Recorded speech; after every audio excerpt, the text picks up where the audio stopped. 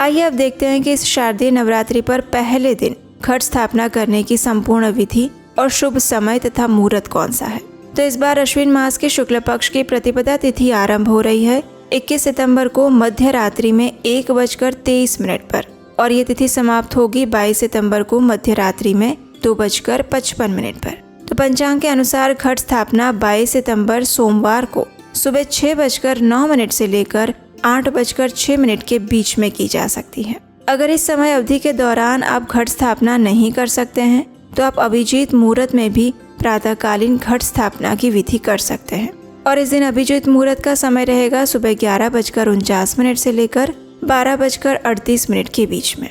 नवरात्रि के पहले दिन ब्रह्म मुहूर्त का समय रहेगा सुबह 4:35 से लेकर 5:22 के बीच में। और अगर प्रातः काल में आप देवी दुर्गा की पूजा विधि, उनकी स्थापना या फिर कलश स्थापना करना चाहते हैं तो उसका समय रहेगा सुबह 4:58 से लेकर 6:09 के बीच में। ये प्रातःकालीन संध्या का समय है जिसमें प्रातःकालीन पूजा की जाती है। इसलिए अगर इनमें से किसी भी समय के अंदर आप घट स्थापना या कलश स्थापना कर रहे हैं तो ये सबसे शुभ समय माना गया है।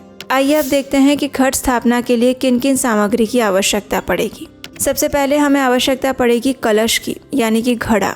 ये घड़ा आप मिट्टी, पीतल या फिर तांबे का ले सकते हैं, लेकिन ध्यान रहे ये स्वच्छ हो। अगर मिट्टी का घड़ा प्रयोग में लेने जा रहे हैं तो नया घड़ा लेना सबसे उत्तम होता है।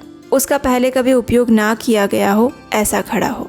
और अगर पीतल और तांबे का घड़ा ले रहे हैं जो आप हर साल उपयोग में लेते हैं तो उसे अच्छे से स्वच्छ करके, साफ करके फिर ही उसे उपयोग में लें। उसके बाद गंगा जल, आम के पत्ते, नारियल जिसे जटाजूट नारियल कहते हैं, यानी कि जो छिला हुआ नारियल ना हो वैसा। उसके बाद चावल या अक्षत, सुपारी, हल्दी की गांठ, सिक्के, कच्चा धागा या जिसे मौली कहते हैं, जौ के दाने या फिर सप्तधान्य, लकड़ी की चौकी या फिर पाटा और लाल वस्त्र। इसके उपरांत अक्षत, गुलाल, कुमकुम इत्यादि।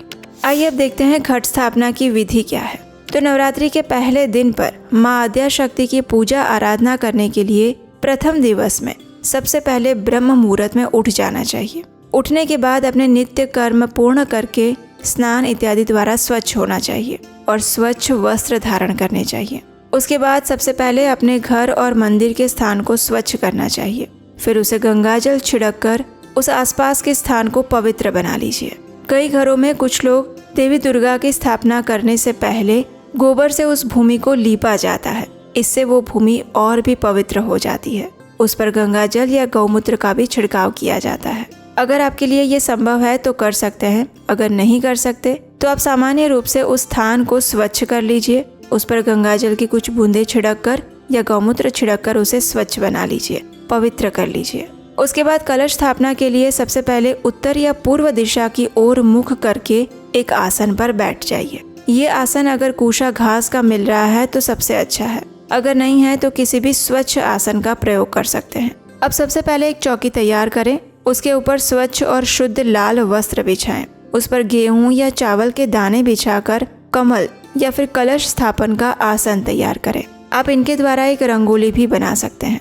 अब उसके ऊपर तांबे, पीतल या फिर मिट्टी के कलश की स्थापना करें। जिस कलश की स्थापना करनी है उसमें स्वच्छ जल भरें और ये जल गले तक भरा होना चाहिए।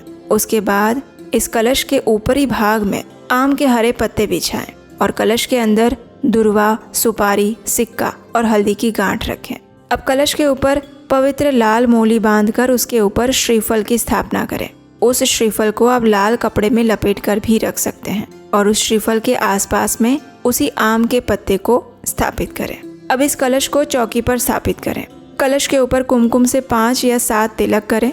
इस कलश को माँ आद्या शक्ति के स्वरूप में स्थापित किया जाता है, जिसकी 9 दिनों तक अबील, गुलाल, कुमकुम, अक्षत, सुगंधित पुष्प इत्यादि से प्रतिदिन पूजा करनी होती है और 9 दिनों तक धूप दीप करके माँ आद्या शक्ति की आराधना, उनकी आरती और स्तुति की जाती है।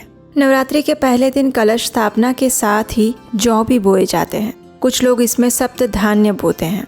जौ माँ शाकंभरी देवी के देह से उत्पन्न हुए हैं और उनका इतना महत्व क्यों है, इसके पीछे भी एक पौराणिक कथा है। उसका प्रमाण हमें दुर्गा सप्तशती के 11वें अध्याय में प्राप्त होता है, जिसमें माँ दुर्गा स्वयं कहती हैं, ततोहम अखिलम लोकम आत्मदेह समुद्भवै मरिष्यामि सुरः शाकैरावृष्टे प्राणधारकै शाकम्भरीति विख्यातिं तदा यास्याम्यहं भुवि तत्रैव च वधिष्यामि दुर्गमाख्यम महासुरम।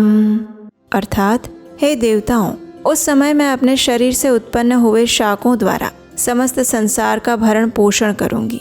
जब तक वर्षा नहीं होगी तब तक वे शाक ही सबके प्राणों की रक्षा करेंगे।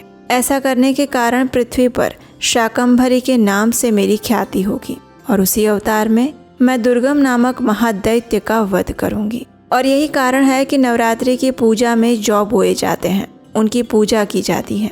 जौ बोने के लिए आप सप्त धान्य का प्रयोग भी कर सकते हैं और सप्त धान्य में आते हैं जौ, तिल, धान, मूंग, कंगनी, चना और गेहूं।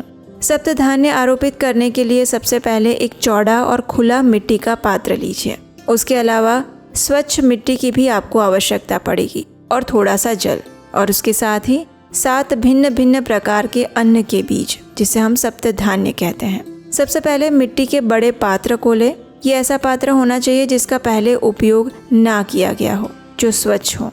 अब उस पात्र के अंदर सबसे पहले मिट्टी की एक परत बिछाइए। उसके बाद सप्त धान्य के या फिर जौ के दानों को, उनके बीजों को वहाँ पर बिखेरें। उसके बाद पुनः मिट्टी की एक और परत बिछाएं और उस पात्र के किनारे किनारे पर और अन्न के दानों को रोपें। अब उसके ऊपर मिट्टी की एक और तीसरी और अंतिम परत बिछाएं और मिट्टी को व्यवस्थित करने के लिए आवश्यकता अनुसार उसमें थोड़ा सा जल डालें। इस प्रकार आप नवरात्रि में सप्त धान्य आरोपण या जौ बोने की प्रक्रिया कर सकते हैं। इस प्रकार विधि पूर्वक कलश स्थापन करने के बाद, जौ बोने के बाद देवी दुर्गा को विशिष्ट सात्विक मिष्ठान्न भोग अर्पित करें और फिर नवरात्रि व्रत का संकल्प लें। इस नवरात्रि व्रत का संकल्प लेने के लिए सबसे पहले अपने दाहिने हाथ की अंजुली में गंगाजल लें और देवी दुर्गा से प्रार्थना करते हुए इस प्रकार कहें, हे देवी, आप जगत की माता हैं। मैं इस उत्तम नवरात्रि व्रत का आरंभ करने जा रही हूँ। हे माता, आप मेरे सभी कार्यों में सहायता करने की कृपा करें। इस नवरात्रि व्रत की पूर्णाहुति में मैं अपनी शक्ति और बुद्धि अनुसार संपूर्ण नियम पालन करने का प्रयास करूंगी। आप मुझे अपने आशीर्वाद प्रदान करें और अपनी कृपा मेरे तथा मेरे परिवार पर सदैव बनाए रखें। इस प्रकार देवी भगवती से प्रार्थना करें। अगर आप किसी विशेष उद्देश्य के साथ इस नवरात्रि के 9 दिनों की साधना करने जा रहे हैं तो उस उद्देश्य का भी उच्चारण उस संकल्प मंत्र में करना चाहिए और देवी दुर्गा के सामने अपनी उस इच्छा को प्रकट करते हुए विनम्रता से उसके पूर्ण होने के लिए प्रार्थना करनी चाहिए। अब संपूर्ण विधि विधान के साथ इस कलश की 9 दिनों तक पूजा आराधना की जाती है।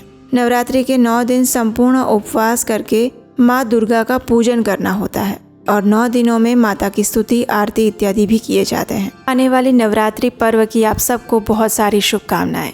माँ भगवती दुर्गा आपका और आपके परिवार का कल्याण करें, यही कामना करते हैं। हरे कृष्ण।